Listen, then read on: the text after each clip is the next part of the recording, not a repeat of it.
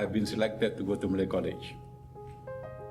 And was given a list of what is needed to go to Malay College. And went back, my father said, I don't have money. And that's when my uncle came around and said, no, he has to go.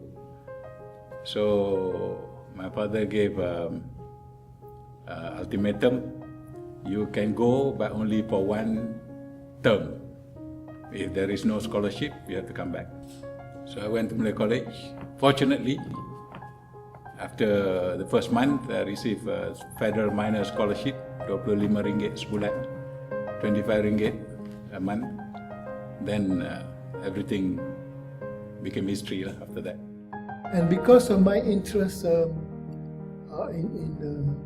the development of science, for not just for the university but for the country, the organization of research, when the science advisor's position was established in the Prime Minister's Department in 1982 or in 1983, as a matter of fact, my name cropped up as one of the possible candidates for that.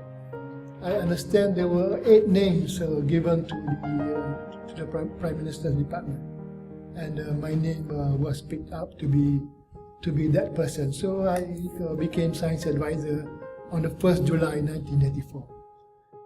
And actually my first experiment, if it's of any interest to you, was with my brother. We decided to build a rocket to send a grasshopper in outer space. What we call outer space was just shooting up in the air and over the house.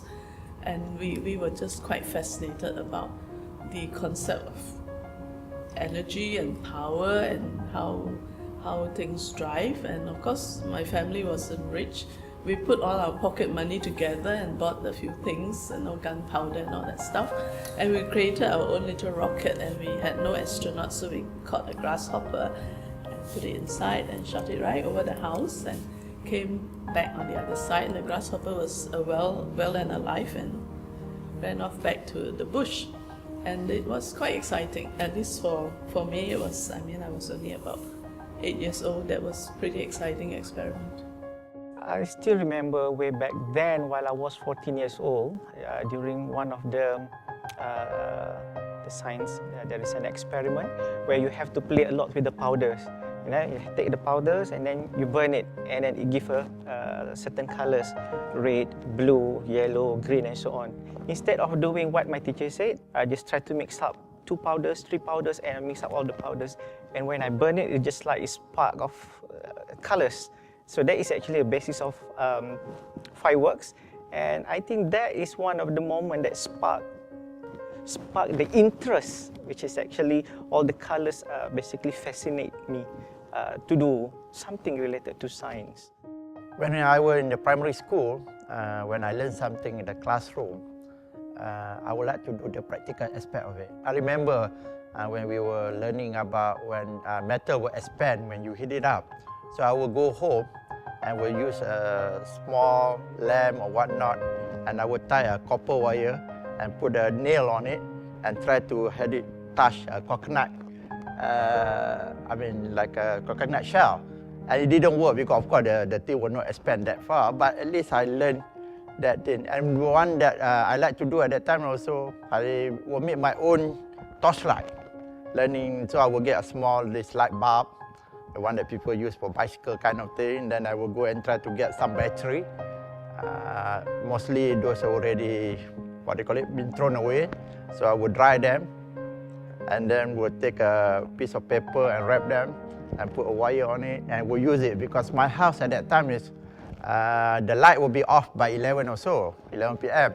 So I will use this small battery I like to read a lot of books. The most important laboratory is up here, up in the skull, in the brain. And the apparatus and the sensors that you put into a laboratory are your own 5 senses. Your hands, your nose, your eyes, your mouth, your ears are senses that can analyze. So the concept of research must be carried in sophisticated laboratories. I cannot accept. NDV is just Newcastle disease virus. It's a virus that's been found to infect chickens. So it can kill a lot of chickens. So it is very, very important for the poultry industry. So this is NDV. I've just got this rambutan here. But this is, you can portray it as an NDV where the virus has got various proteins, envelope proteins outside, which are epitopes, which will elicit the antibody response. And then inside here is the genome of the virus. One is, of course, what is most well known is the pillar of conducting tests, catching athletes actually with performance-enhancing substances in their bodies, so that when they are sanctioned and punished, it will serve as a deterrent. The next pillar is the pillar of education.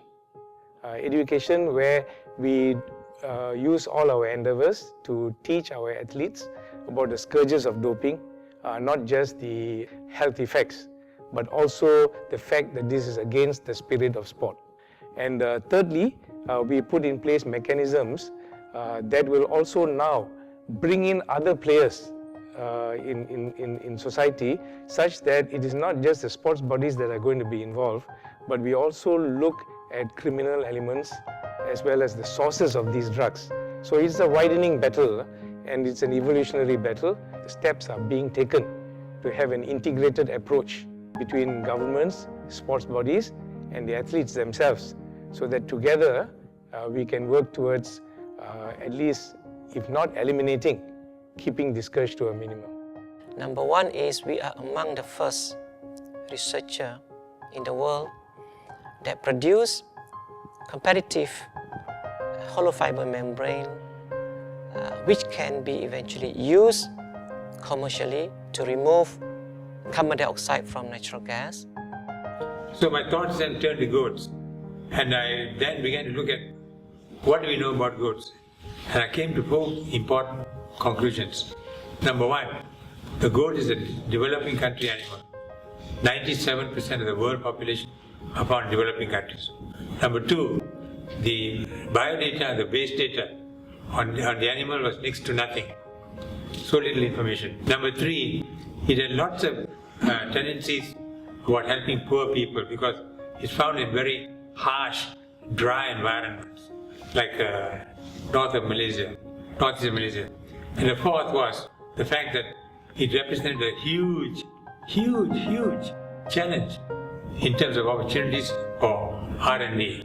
So that started me off, and I can also happily tell you that the first ever energy requirement for maintenance were defined in Malaysia.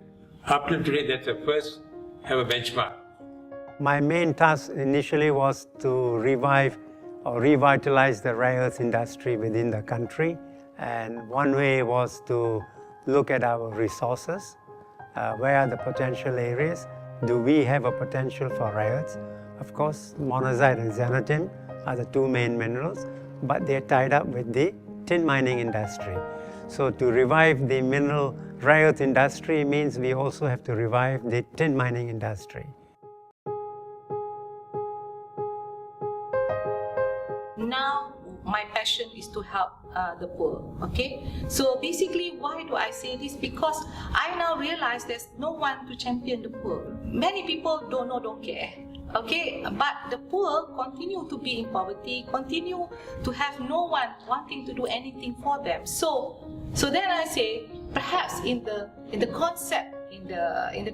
current concept of blue ocean strategy, to boldly go where no one has gone before. That is where I start to build up my research team to now move in this arena. And as a result of that, we have got, in my area, I wanted to have, like I said, something that can be done during my lifetime. Science communication is a very important aspect of the whole science activities. But in the past, the scientists only communicate with scientists. Even that, physicists communicate mainly with physicists through their journals, seminars, and chemists communicate with chemists. But nowadays, problems will require multidiscipline solutions. So not only that the physicists have to speak to chemists have to speak to biologists, they also had to speak across the pure science into the social science. So for the young women of today, my advice is just go ahead with whatever you think you are best in. You just have to strive and don't think yourself as a woman. If you want to excel in your work, you must think as who you are. As a scientist, no matter how great you are, no matter what kind of genius you are, if you do not know how to put across your idea, how to convince people about your idea, you may not get the funding. So presentation skill is something that I believe everybody needs, right? Presentation skill, language skill. For example, when you talk to people, you must have eye contact with people. And these are all very lacking in our traditional kind of teaching. There's still a lack of involvement of Malaysian scientists at the global level. Our scientists are still contented to be playing the role internally in the country. Important thing is they must have the what you call passion to do all this, to actually pursue what they are supposed to pursue in science and also in technology, because both of this will be able to in fact support the economy later on. Without the fundamental understanding of science and technology, there will be no new economy, there will be no new what you call industry. So we have to rely on the young scientists to come up with new what you call that understanding of processes, of new materials.